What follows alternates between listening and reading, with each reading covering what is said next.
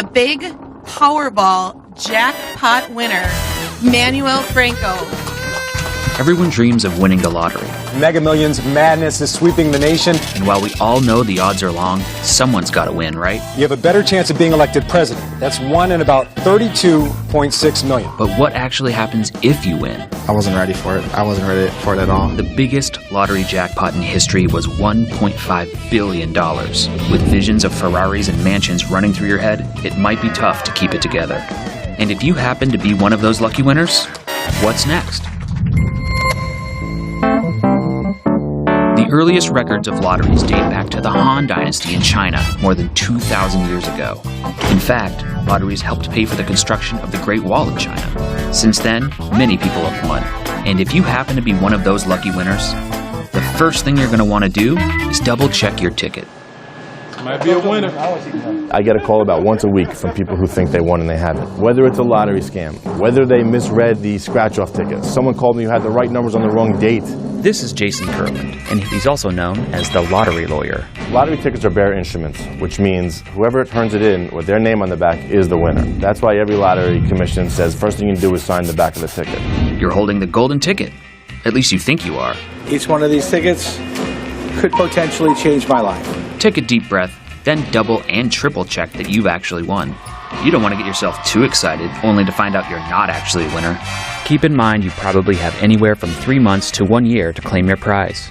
You just came into all of this money. Your life should be better right away. However, there are some things that winners need to worry about. If you don't do it right, you really are a target for a lot of people. With that in mind, you may want to keep the news of your winning to yourself, because it's likely the last taste of normalcy you'll have for some time.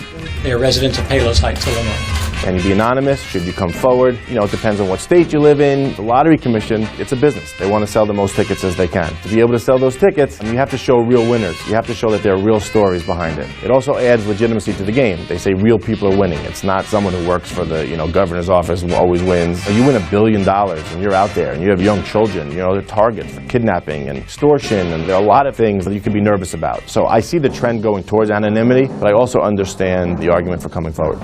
I'm not a big guy that's going to go buy fancy stuff. Of course, I might go buy fancy stuff, but not things like... You may have conjured up images in your mind of swimming in cash and coins like Scrooge McDuck, but you might not want a pile of money to show up at your doorstep. You'll need to think ahead about whether you'll want to accept your prize as a lump sum or paid out in installments over time. Those numbers that you see advertised are based on the annuity amount, if you get paid over a certain amount of time. They also offer you the lump sum option. So instead of getting $1 billion, you can get a lump sum of 600 million. There's something like that. But mathematically, the lump sum, if you invest it on your own, you'll do better. Once in a while, I'll get a client that looks like they're going to spend like a drunken sailor, and I tell them, there's something called an annuity where you only pay once a year. Maybe we should think about that option.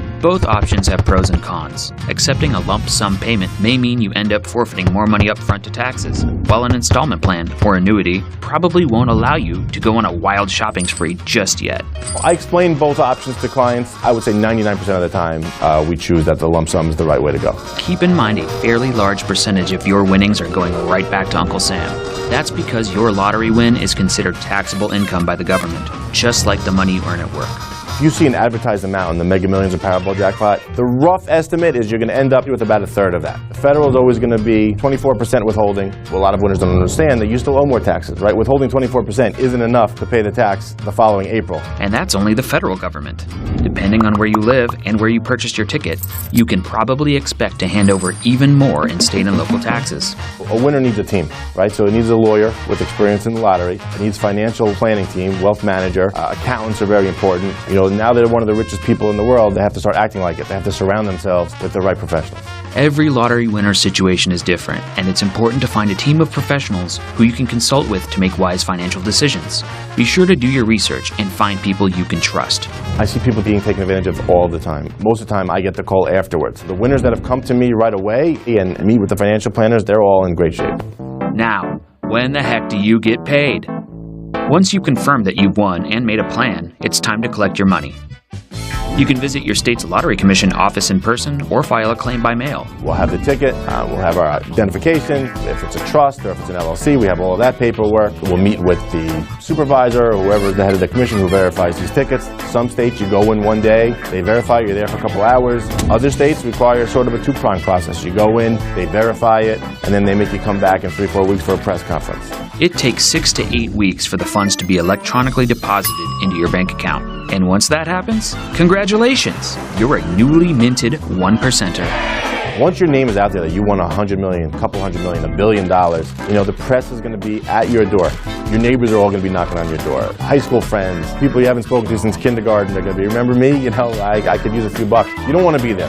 If you could take a couple of weeks and have that plan, so you go right from the Lottery Commission to the airport, that's the way to do it. And the clients who have taken that advice are much happier for it. Your odds of winning a huge jackpot are about 1 in 300 million. But again, somebody has to win.